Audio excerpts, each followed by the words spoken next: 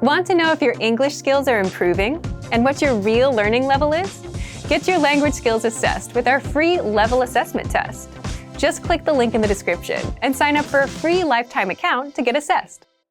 Hi everybody, my name is Alicia. Welcome back to our English class channel.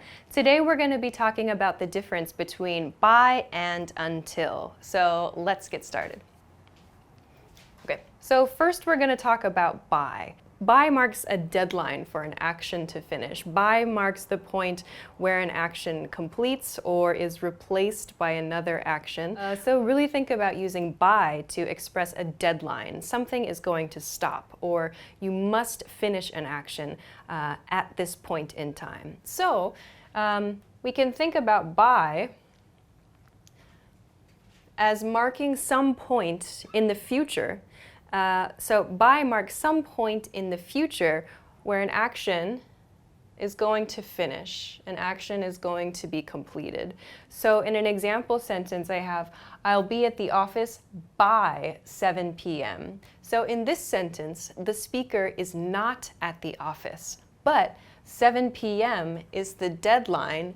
This is the point in time at which the speaker will be at the office. The speaker is not at the office now, but by 7 p.m., by the 7 p.m. deadline, the speaker will be at the office. This will shows us, this is a future tense expression, and by shows us the deadline, the point at which that expression or the point at which that action is going to be completed. So this is how we use by, to think about it like a deadline, some point in time at which an action will be completed or finished. Okay, so let's continue on to the other grammar point for today, which is until. Until also has a more casual form. We can use till, T-I-L-L, or apostrophe T-I-L. You might see both spellings used for until, till, or till. In most cases, it's good to use until. In casual speaking and maybe in casual writing, you can use the casual form. But until is always polite and is always correct. Okay, so when we use until, let's talk about when to use until. We use until to talk about a continuing situation or a continuing state now in the present or in the future, but it's going to change or stop. So the key difference, one key difference here perhaps, is a continuing situation, a continuing state. With by, the nuance is a deadline. Something is going to finish at a deadline. Here, however, until gives us the nuance of something that's continuing. Something true now, for example, but that may not be true in the future. Until marks the point where that action or that state is going to finish or change. Okay, so we can think of it rather than as a deadline, as a key point in the future somewhere where action A continues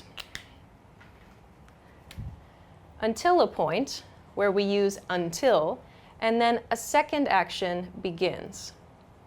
Something is going to change at the until point.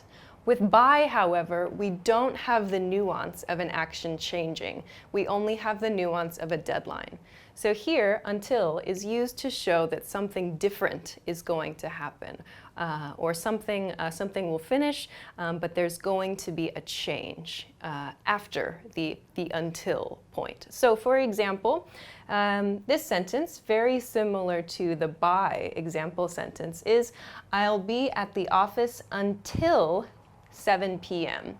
So here we have the future tense I will. I'll be at the office until 7 p.m. This sentence shows us the speaker is at the office right now.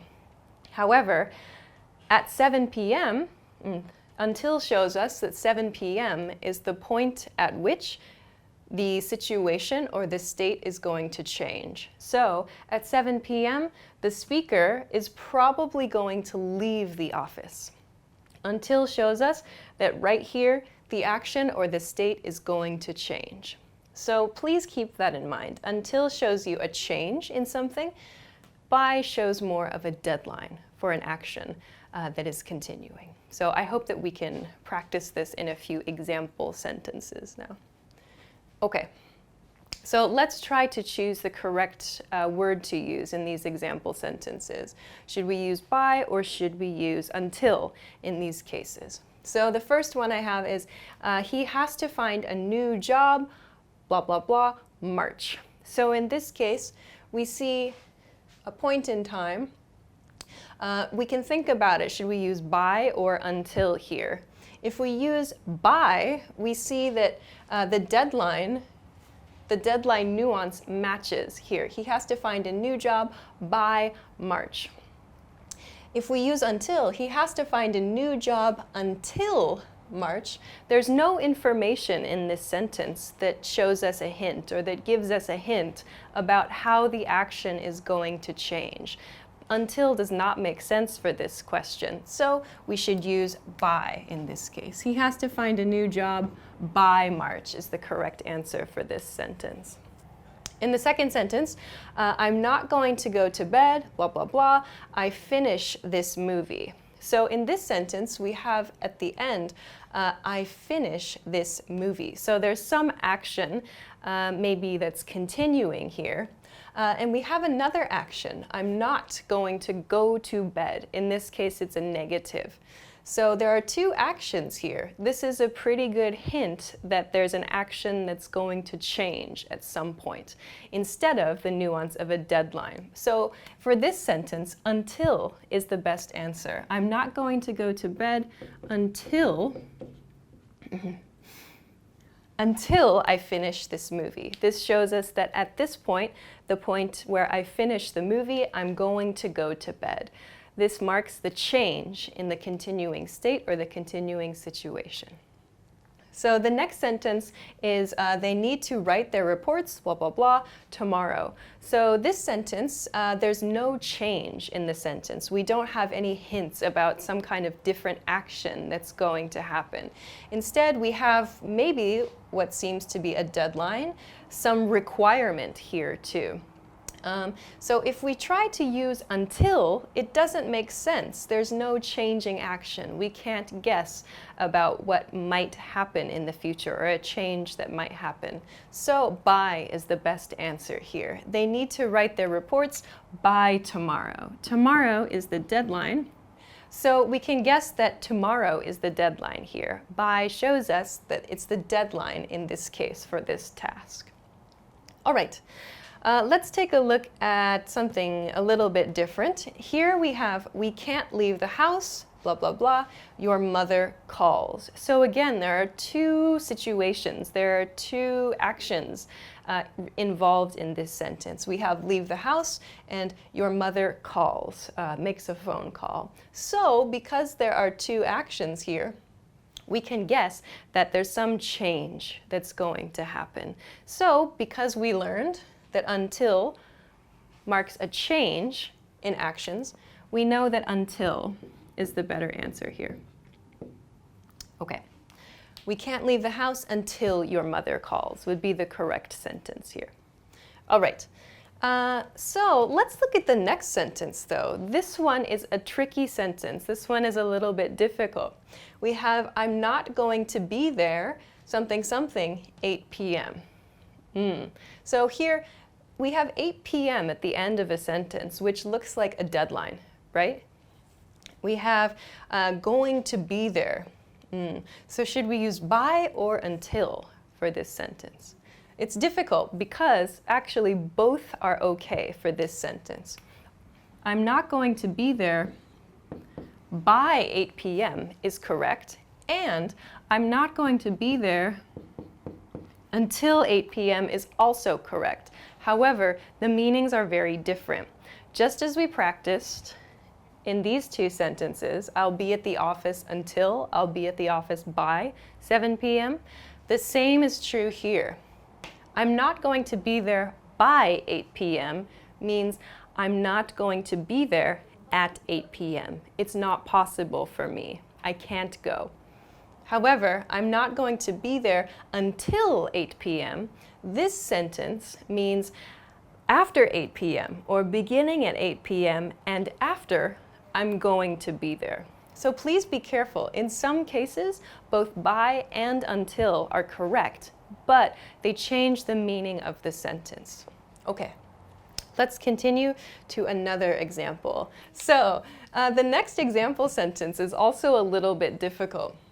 It's if my date doesn't arrive, something, 7 p.m., I'm leaving. Okay, so here we do have two actions. Doesn't arrive, my date doesn't arrive, a negative point, and I'm leaving. So it seems like there are two actions here. However, we have this 7 p.m. This marks a deadline, right? So if my date doesn't arrive, there's some deadline here. If this is not completed, something is going to happen. The person is going to leave. So in this case, 7 p.m. is showing a deadline.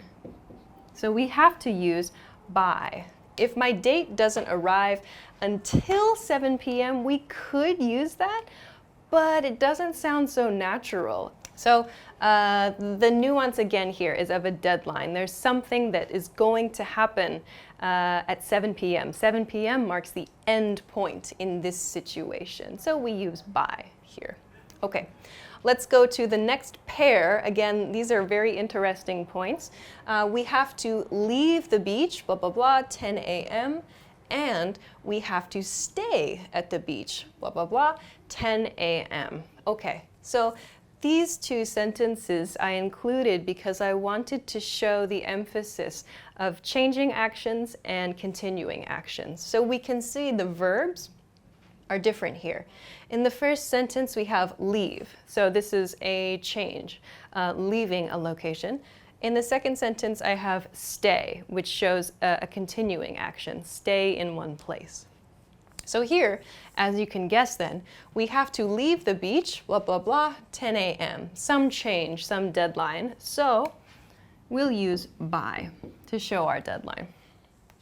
In the second sentence, we have to stay at the beach. Stay shows a continuing action, and then it's going to finish here. So we'll use until. We have to stay at the beach until 10 a.m. This shows us a continuing action, and maybe at 10 a.m. we'll leave the beach. All right.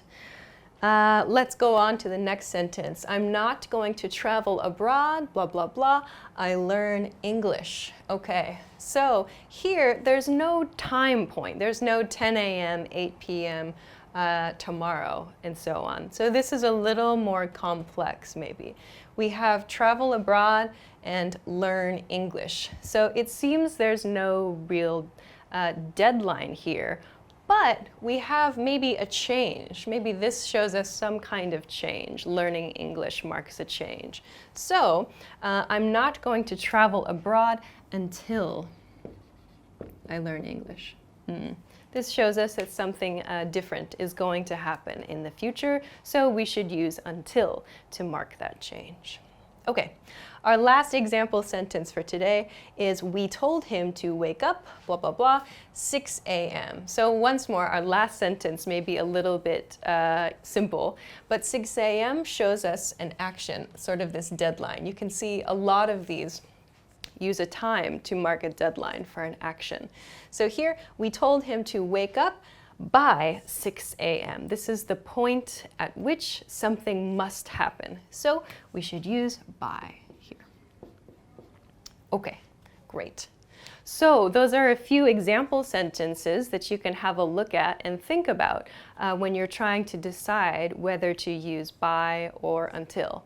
Keep in mind, however, there are some cases where both by or until are correct, but the meaning is going to change significantly depending on the one you use. So I hope this lesson was useful for you. If you have any questions or if you want to try to make an example sentence using by or until, please be sure to leave us a comment.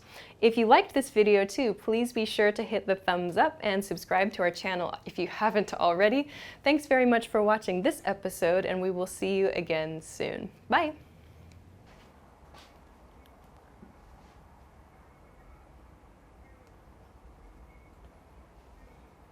Hi everybody, my name is Alicia. Today we're going to be talking about simple past tense. We're going to talk about how to make simple past tense statements in English. So let's get started. Okay, so first let's talk about when we should use the simple past tense. Simple past tense statements for today are for actions that started and ended in the past. So these are things that both started or began and ended in the past. Both of those must be true to use simple past tense. The second point for today is these are actions which happened at a specific point in time. So a specific point in time can be yesterday, it can be an hour ago, it can be last year, it can be when you were a kid. All of these are a specific point in time, but the key is that we know when the action happened. So specific point in time is point 2 for this grammar point. Third, we can use simple past tense for repeated actions in the past. So things you did every week or every month or every year, every summer, every hour if you like. But one point about this, make sure to include a frequency indicator if you want to talk about an action that repeated in the past. Frequency indicator, for example, I just mentioned a few: every week, every month, every year. So frequency meaning how often. An indicator shows how often you did that. So you can use repeated actions with past tense to show let's see, something you did a lot in the past, for example. So to give you a visual, the past is down here, now is this point here, and future is up here. When we use the simple past tense, it's an action that started and ended in the past, somewhere before now. That's one. It's at a specific point in time. So this action and this action, we know when they happened. It could be this morning, it could be yesterday, for example, but we know when these actions happened. Third, we can use for repeated actions, so maybe these actions repeat, but we know when the repetition happened. We know when we repeated these actions, so it's okay to use simple past tense to describe those. Okay, so now we know when we should use simple past tense. We know why we should use simple past tense, but how do we make simple past tense statements? So when you want to use the simple past tense to explain an action that happened in the past, you need to conjugate your verb. You need to change your verb. So that means when you're using a regular verb, you do verb plus ed. So verb plus ed is the basic form for simple past tense verbs. But keep in mind this is only for regular verbs. Not all verbs are regular verbs. So for example, some common ones are talk, which becomes talked, start, which becomes started, and enjoy, which becomes enjoyed. Please be careful, however. You'll notice that the past tense form of verbs has a few different pronunciations. So for example, start becomes started. It has an ID sound. It's not an ED sound, but an ID sound. You might hear a word like walked also, which has this sort of T sound about it. Walk becomes walked, started becomes started, an ID sound. And then there's also a sound like in breathed, a very soft D sound. So there are 3 past tense verb sounds to listen for: an id sound, started, a soft D sound like breathed, and then a more hard T sound like walked. So pay attention to that when you're trying to make these past tense verb conjugations. Okay, but some verbs are irregular verbs. Irregular verbs do not have a simple rule for understanding past tense conjugation, how to change them in past tense. There's no rule for these. You simply have to practice. You have to remember them, read them, listen to them, until you can remember the correct conjugation, the correct way to change these verbs into the past tense. So, for example, some common ones are eat, which becomes ate, Speak becomes spoke, and make becomes made. If you see a verb somewhere that seems a little odd, or you're not sure what the present tense form would be, you can check a dictionary and try to remember it from there. So now we've talked about simple past tense irregular and regular verbs. Let's try to use them to make some sentences. I prepared a few example sentences, so let's take a look. Okay. First sentence, he something something, a towel and sunglasses to the beach. So the verb here is bring. I want to use the verb bring. Bring, however, is an irregular verb, so I can't use the ed rule for regular verbs. The correct conjugation is brought. B-R-O-U-G-H-T. He brought a towel and sunglasses to the beach. This is the correct conjugation here. So bring is an irregular verb. Okay. Let's go to the next sentence. They something something to the gym every day last week. So here I'm showing you a repeated action. Here I'm using every day. This is a frequency indicator. How often did I do that action? And last week shows the specific point in time. So I'm using both of these 2 points in addition to a simple past, the basic simple past structure here. So the verb that we want to use here is go, but go is an irregular verb, so we can't use goed, for example. Go changes to went in the past tense, so went is the correct answer for this sentence here. Okay. Let's try the next one. I something something to tell my boss about my schedule. So the verb I want to use here is forget. Forget is a very useful word, I think, to remember. But again, forget is not a regular verb. Forget is an irregular verb, so we cannot use the ed form. Forget in the past tense becomes forgot. Okay. So, I forgot to tell my boss about my schedule is the correct sentence here. All right, let's go to something a little bit different. Here's a negative sentence. I don't think they something something a reservation at the restaurant. Okay, so here I'm using a phrase. I want to use the phrase make a reservation, to make a reservation. So the verb here is make. This was one of my example verbs for the irregular form. So make becomes made. I don't think they made a reservation at the restaurant is the correct verb form to use here. All right. The next sentence, we something something junk food almost every day last month. So here, again, I have every day, but I have almost here. So almost every day, not every day, but close to every day. And then last month. Last month is my specific point in time in this case. So here we have junk food. That means that the verb we want to use is probably eat. And we learned that eat is an irregular verb. There's no rule for conjugating this. We just know that eat becomes ate. We ate junk food almost every day last month. Great. Okay.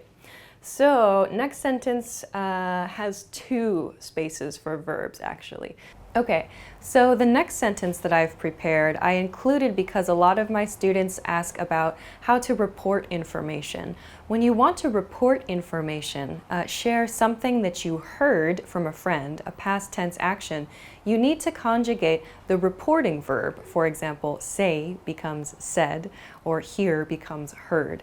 You need to conjugate this verb, and you need to conjugate the information that you heard. So there are 2 past tense conjugations that should happen when you report information. Let's take a look. So here we have she something something, she something something, a great time at the party. So here, she blah blah blah, a great time at the party. So we use the expression to have a great time, to have a great time. Again, have is an irregular verb, so we conjugate it to had. She had a great time at the party. Okay. But then to report your speech, so someone gave you information, past tense, give becomes gave you information. So the verb for giving information, a neutral way to pass information is say. So to conjugate say into the past tense, it's an irregular verb, So we use said. Say becomes said. So she said she had a great time at the party. Okay. Please be careful of your pronunciation with the word said. A lot of people I've heard use said. Said is not correct, so please use said. It sounds like S-E-D, the pronunciation, but it's said. S-A-I-D is the spelling. Say becomes said. She said she had a great time at the party.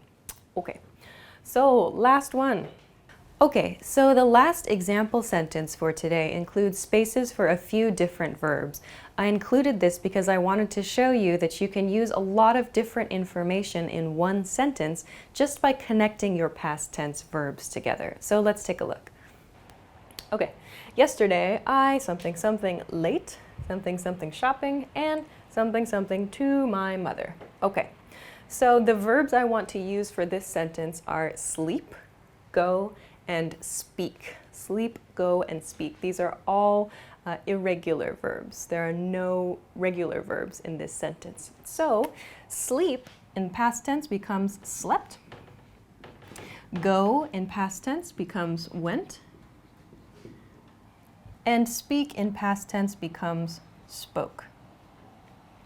So here in one sentence, I have explained three things about my day yesterday. Yesterday I slept late, I went shopping, and I spoke to my mother. So you can explain a lot of things with past tense and a few connecting words. In this case, I've just used and to connect the last two things in this sentence. So please keep this in mind when you're sharing information about your past events. So today we talked about the simple past tense, and we talked about how to conjugate both regular and irregular verbs. It might seem a little bit difficult to understand which verbs are regular and which verbs are irregular, but with some practice it will become easier. So I hope that you enjoyed this video. If you have any questions or comments, please be sure to leave us a comment and let us know. Also, please be sure to like this video and subscribe to our channel if you haven't already. Thanks very much for watching. Check us out for more at EnglishClass101.com, and we'll see you again soon. Bye! Hi everybody, my name is Alicia. Today I'm going to be talking about the simple future tense. Today I'm going to talk about will and won't and going to and not going to. So these are a few grammar points that learners make mistakes with. When should you use will or won't? When should you use going to or not going to? So I'm going to talk about a few of these points, a few basic points that I hope can help you decide when to use will and when to use going to. So let's begin. Okay, the first point I want to talk about is going to or not going to. The positive form and the negative form. Going to, not going to. For today, I want to talk about two times when we'll use these grammar points. So the first time, the first situation where you use going to or not going to is for plans decided before the conversation. So if you make a decision about your future plans or someone else makes the decision before the conversation about their plans for the future, you should use going to or not going to. It's something that is probably going to happen, a high certainty. So this is a plan that has a high level of certainty, meaning there's a good chance this plan is going to happen. You decided it before the conversation, meaning you've probably had some time to plan your future, to plan your schedule a little bit. So please use going to for something you decide before the conversation. So on a timeline, it might look like this. We have past, now, and future here. So your plan is for the future, yes. But you decided on the plan sometime before the conversation. So if this point, this is now, this is your conversation, you made the plan, you made the decision before the conversation. In this case, use going to. I'm going to. At the beginning of this video, I said I'm going to talk about simple future tense, will and going to. I decided before this video started about my plans. I decided what I was going to talk to you about before the video started, so I used going to introduce that plan. So please keep this in mind. Okay, but let's talk about will now. So we use will and won't for decisions that are made at the moment of speaking. So keep in mind, will is the positive form, won't is the negative form here. So a decision made at the moment of speaking. This is one way to use will or won't. You can use this, for example, at restaurants. You can use this to talk about plans you make quickly after learning information from a friend. Keep in mind, will and won't tends to have a lower certainty. There's a lower chance the plan is going to happen because you made the plan at the moment of speaking. Going to is used for plans made before the conversation, but will is used for a plan made spur of the moment, or a very quick plan you've just made. So that's kind of the image. Is the decision you just made? Use will or use won't in those cases. If you made the decision before the conversation, there's a good chance you should use going to. So, to go back to our timeline here, if going to is used for a decision you made in the past about your future plans, will is used for a decision you make in the conversation, during the conversation. The plan can be any time in the future, but the decision, the point at which you make the decision, is the difference here. One point about this, 2 points about this actually. First, will. If you've made a decision at the moment of speaking and you therefore should use will to communicate that decision, you can improve or you can communicate that there's a high chance it's going to happen with the word probably. So here, I'll show you this in an example sentence in a moment, but you can use probably with will and won't. I'll probably, I probably won't. Remember that order though. I'll probably, or I probably will, or probably won't. Point number 2 I want to mention about both of these grammar points is to make your pronunciation a little more natural. Try shortening both of these expressions. Going to shortens to gonna, G-O-N-N-A, gonna. I'm gonna, I'm not gonna. This sounds much more natural, at least in American English. For will and for won't, when you use will, use the contracted form with your subject. For example, I will becomes I'll. You will becomes you'll. They will becomes they'll. Using the contracted form sounds a lot more natural in everyday conversation. It's correct to say you will, they will, but it sounds really stiff and unnatural. So please use the contracted form to sound a bit more natural. You can use the contracted form with probably for will. I'll probably, they'll probably, we'll probably. These are all pretty good. Okay, so let's practice using them. All right. First example sentence, maybe something something, go hiking tomorrow. So how do we know? Is this a will sentence or a going to sentence? We have a hint here, maybe, maybe. So meaning there's a low level of certainty, perhaps, a low chance that this is going to happen. So let's say, maybe I'll go hiking tomorrow. This is probably the best answer. Maybe I'm going to. While you can communicate the idea, yes, it sounds like you decided your plan before the conversation, but you're using maybe, so it doesn't quite match. Instead, use I'll. Maybe I'll go hiking tomorrow. Okay, let's look at the next sentence. I'm, there's a big hint here, a grammar hint. I'm something something, go to France next year. So next year, go to France next year, this is a pretty big decision. Most people probably would not make this decision at the moment of speaking. So we should use going to. I'm going to go to France next year. This is the correct use of going to in this case. A decision made before the moment of speaking, and there's a high level of certainty here. Okay. Let's look at the next one. I decided, here's a hint, past tense decided, if you watched a different video. I decided that I'm something, go out for dinner. I'm too tired. Okay, so past tense, this shows us a big hint. Past tense, decided, this implies the decision was made before the conversation.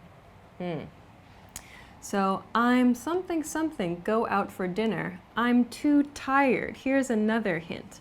So, go out for dinner and too tired. This should probably be, I'm not going to go out for dinner. I'm too tired. So this person has decided, I'm not going to go out for dinner.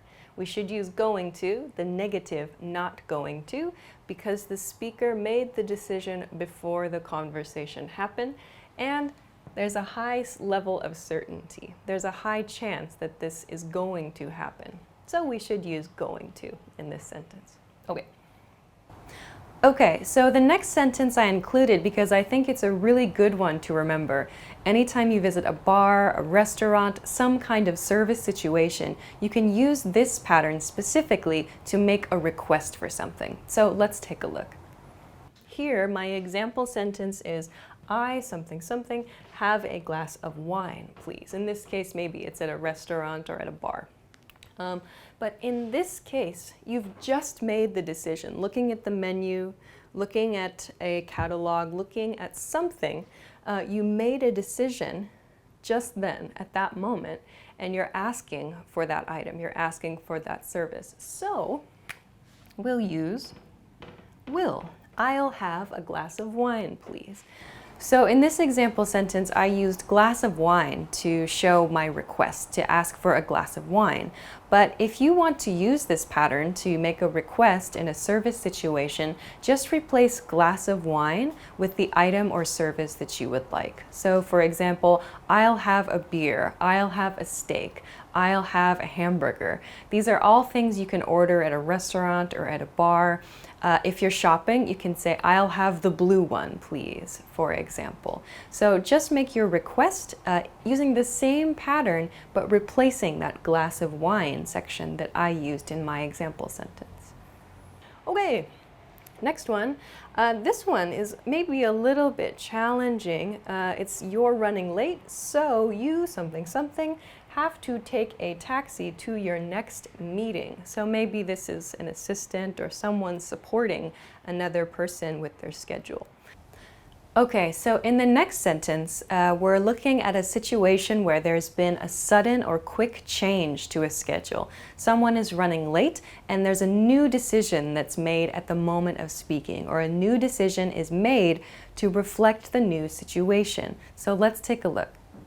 You're running late, so you will have to take a taxi. You could say you're running late, so you have to take a taxi, but maybe this is a future plan, something that's going to happen in an hour from now. Maybe this is something the speaker is planning for later in the day. So you will is a nice way to use that. You're running late, so you'll have to take a taxi to the next meeting. Okay, the last one I want to talk about, this uses probably, which I mentioned over here. So probably, remember, we can use probably to sort of improve, or we can use probably to communicate a higher level of certainty with the decision we made at the moment of speaking. So here, you're not going to the party? Then I probably something go either. Okay, so either is a big hint here. Remember, we use either to show agreement, but negative.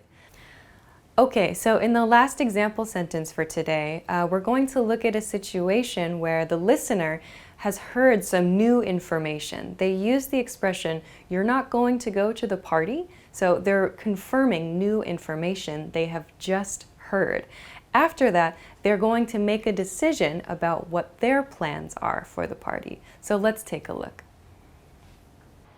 We know that probably can be used with will and won't. And we know from then the speaker just made this decision. And we know it's a negative with either. So we should use won't. You're not going to go to the party? Then I probably won't go either. So the speaker uses won't here to show a decision made at the moment of speaking, but the speaker also uses probably won't to show there's a high chance that this is going to happen. There's a high chance that this is the future plan. Probably won't. Okay, so there's a lot of information communicated there with small words like then and either and probably as well. So please keep this in mind when you're trying to decide when to use will, won't, going to, and not going to. Okay.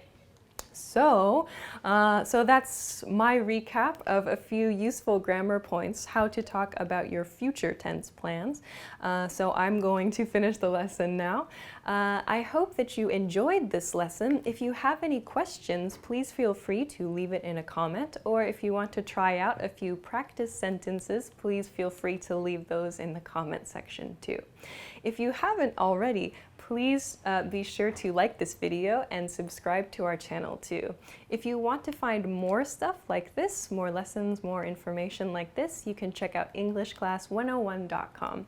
Thanks very much for watching this episode, and I will see you again soon. Bye-bye. Hi everybody, and welcome back to EnglishClass101.com's YouTube channel. My name is Alicia, and today we're going to talk about basic adjective comparisons. So today I'm going to explain how to make a basic adjective comparison. We'll talk about short adjectives, long adjectives, and some sample question patterns and some sample statement patterns you can use with this grammar. So let's get started. Okay, so first I want to talk about short adjectives. So short adjectives are adjectives that are 1 to 2 syllables long. A syllable is the beat of a word. So for example, the word small has 1 beat, small. The word fast has 1 beat, fast. Pretty has 2 syllables, pretty. So a syllable is like the beat of a word. So for short adjectives, adjectives which have 1 to 2 syllables, to make the adjective comparative form, we use the adjective plus ER. This is how we make the adjective form, the comparative form of the adjective. However, please note, if the adjective ends in a Y, like pretty, the form is still the same. It's the adjective plus an ER sound, but the spelling does change. So if your adjective ends in a Y, please drop the Y from the end of the adjective and add IER instead of only ER. This is special. It's only for adjectives which end in Y. So please be careful with spelling. In pronunciation, it doesn't make that big of a difference, but just please note it when you're writing things. Okay. So for example, with the 3 adjectives I just mentioned, small, fast, and pretty, we just add ER to the end. Small becomes smaller. Fast becomes faster. Pretty becomes prettier here. So this is how we make the adjective the comparative form of an adjective, a short adjective, 1 to 2 syllables. Okay. Let's talk about how to make the comparative form of an adjective with 3 or more syllables. So, for a long adjective with 3+ syllables, the adjective does not change. The adjective stays the same. However, we have to add more or less before the adjective. So, for example, with the adjective beautiful, we can add more or less in front of the adjective, before the adjective, to make the comparative form. The same thing applies to the adjective expensive. So expensive also gets more or less before the adjective, and this makes the comparative form. So please remember there is no need to change the adjective if the adjective is more than 3 syllables. If it's fewer than 3 syllables, please make sure to use this pattern, the short adjective pattern. However, there are a few adjectives which have an irregular form, an irregular comparative form. A few of them are up here on the board. So, some irregular adjectives are good, bad, and fun. Good does not become gooder or more good. Good, in fact, changes to better. So please be careful here. Good becomes better. Bad becomes worse. We do not use badder or more bad. Please use worse. Bad becomes worse in the comparative form. For fun, the long adjective rule applies to fun. So please use more or less in front of the adjective fun to make the comparative form.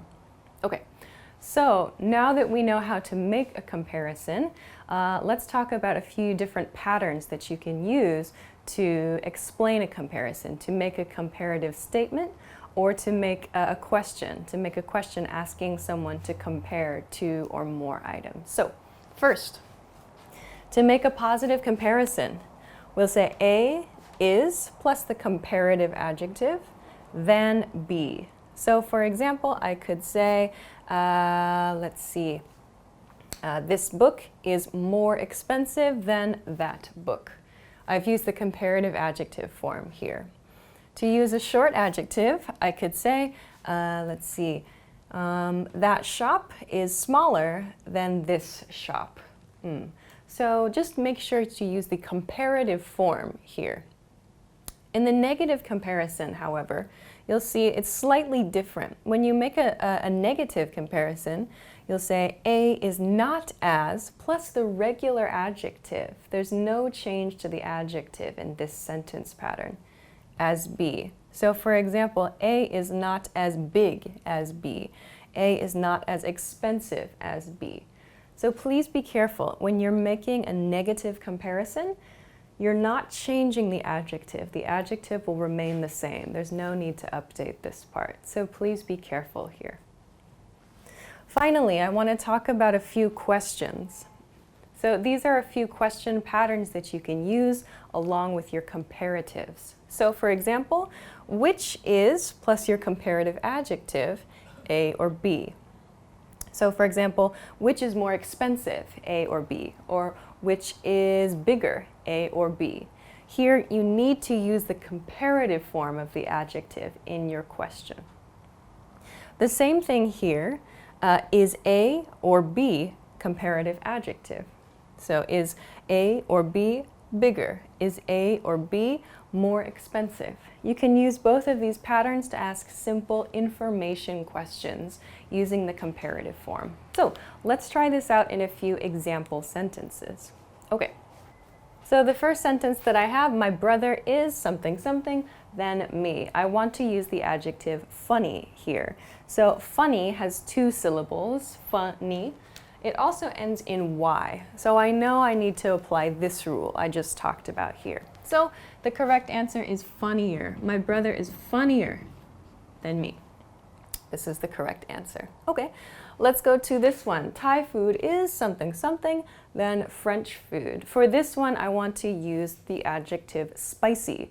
So spicy, just like funny, ends in Y, and it's a short adjective. So again, I need to apply this rule here. So Thai food is spicier than French food is the right answer for this one. Okay. Next, I have a new house is more, so this is a big hint word for me, more something something than a new car. I want to use the adjective expensive. I know that expensive is a long adjective, so this is the rule that applies. This means there's no change to the adjective. A new house is more expensive than a new car is the correct sentence here. Okay. Let's go to the next one. French fries are something something than onion rings. French fries are what? So I want to use the irregular one, the irregular adjective good. French fries are good becomes better in the adjective comparison form. So French fries are better than onion rings is the example sentence. Okay, so let's go to next. Batman is something something, then Superman. All right, so for this one, I want to use the adjective exciting. Exciting. So exciting has 3 syllables. I know I need to use the long adjective rule here. So Batman is more exciting than Superman is the correct answer for this one. Okay, so let's go to the next one. Shopping for clothes is not as something something as shopping for food. So we learned here there's no change to the adjective when I'm making a negative sentence. So I want to use the adjective fun here. Fun, therefore, does not change in this sentence. So shopping for clothes is not as fun as shopping for food. Okay. The final example sentence, listening to music is more something something than driving a car. So here, again, I have this hint word, more. So that means that it's probably going to be a long adjective. Okay, I want to use the adjective relaxing in this sentence. So, more relaxing than driving a car. All right. So these are a few examples of ways that you can use the adjective comparative form to make a lot of different sentences, to make positive statements, to make negative statements, and you can try to make a few questions with this grammar as well. Just if you're not sure which adjective form to use, just think about the number of syllables in the adjective you'd like to apply, and you can try using the rule we talked about on this side of the board. So I hope that you enjoyed this lesson. If you have any questions or comments, please be sure to let us know in the comment box below this video. If you haven't already, please be sure to give this video a thumbs up and subscribe to our channel too. You can also check us out at EnglishClass101.com. Thanks very much for watching, and we'll see you again soon. Hi everybody, welcome back to EnglishClass101.com's YouTube channel. My name is Alicia, and today I'm going to talk about the difference between really and very. These are sometimes confused, or it's difficult to know when you should use really or when you should use very. So today I'm going to give a quick explanation that hopefully can help you decide when to use really and when to use very. So let's start. Okay, first, there's one thing that's common, one thing that both of these do. Really and very are both used to add intensity or to add emphasis to what you're saying. So both of them have the same effect. Okay, but let's start with really. Really is used to modify, so to add emphasis to change verbs. We also use really to modify adjectives and adverbs. So a few examples here.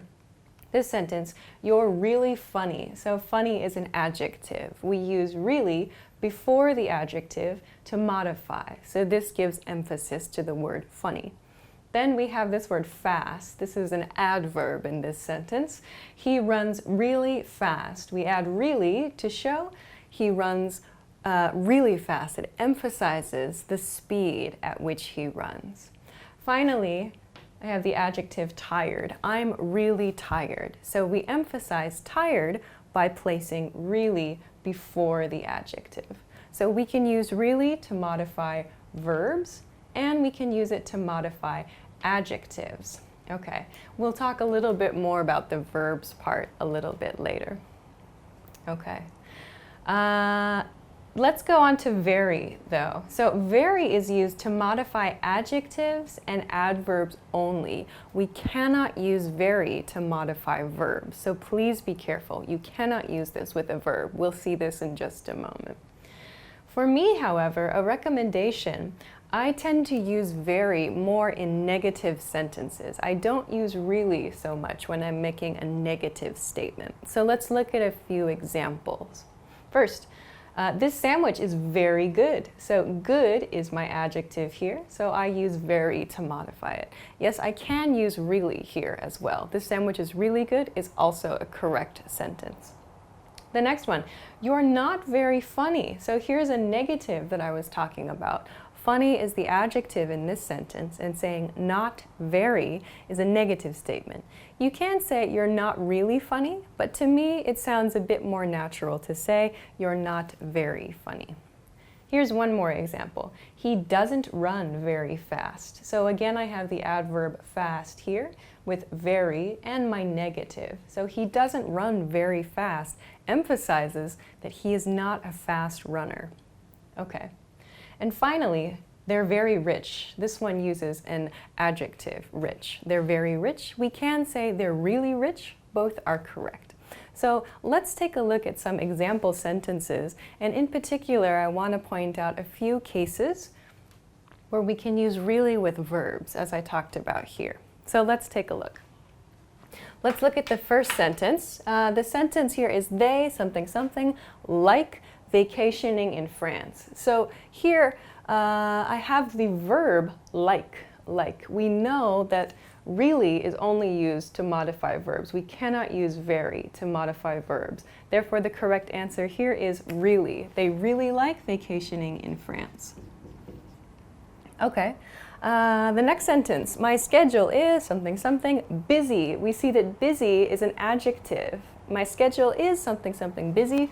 So really and very are both correct. I'm really busy. I'm sorry. My schedule is really busy or my schedule is very busy. Both of these are correct. In the next sentence, that restaurant wasn't something something good. So I mentioned that this one, very, is something I tend to use more in negative patterns. So here we have a negative. We have the negative wasn't in this sentence, so that restaurant wasn't very good. Sounds nice, okay? The next sentence, it's something something rainy today. So rainy, we have an adjective here. It's rainy. That means we can use really or very. Also, it's a positive statement here. Okay. The next expression, your boss seemed something something angry with you. Again, here's an adjective. And the sentence, the statement is a positive statement. So again, we can use either really or very. Okay. Let's go to the next one. She something something eats a lot. Here we have the verb eats. She something something eats. Because it's a verb, we know we can only use really in this situation. So she really eats a lot is the correct sentence here. Okay. Similar, we have he something something hates cats. So hates is our verb here. Again, the same rule applies. We can only use really with verbs, so really is the correct answer. He really hates cats. Okay. One more. I something something hope we can I something something hope we can catch up soon. So once more, our verb is hope. I hope. We're emphasizing. I really hope. So these three all have the same pattern. They're all modifying a verb here. Okay, final one. This is something something easy. So easy is an adjective. We can use really or very in this case. This is really easy or this is very easy. Both are correct in this case. All right. So that's a quick overview of when to use really and when to use very. Please remember you can only use really in front of a verb, and if you're making a negative statement, try to use very instead of really. It'll sound a little bit more natural. I hope this video was useful for you. If you have any questions or comments, please be sure to let us know in the comment section below. Otherwise, please make sure to like this video and subscribe to our channel if you haven't already. Also, please check us out at EnglishClass101.com for more good information. Thanks very much for watching this time, and we'll see you again soon. Bye! Now that you're finished with this lesson, want to know if your English skills have improved? Take our free assessment test to assess your language, discover your true learning level, and get free access to a language course for your specific level. An easy-to-follow course where you learn the real language, the everyday conversations that you'll soon have, and absorb these practical conversations just by listening along, with quick audio and video lessons from real teachers. So click the link in the description and sign up for a free lifetime account to get assessed.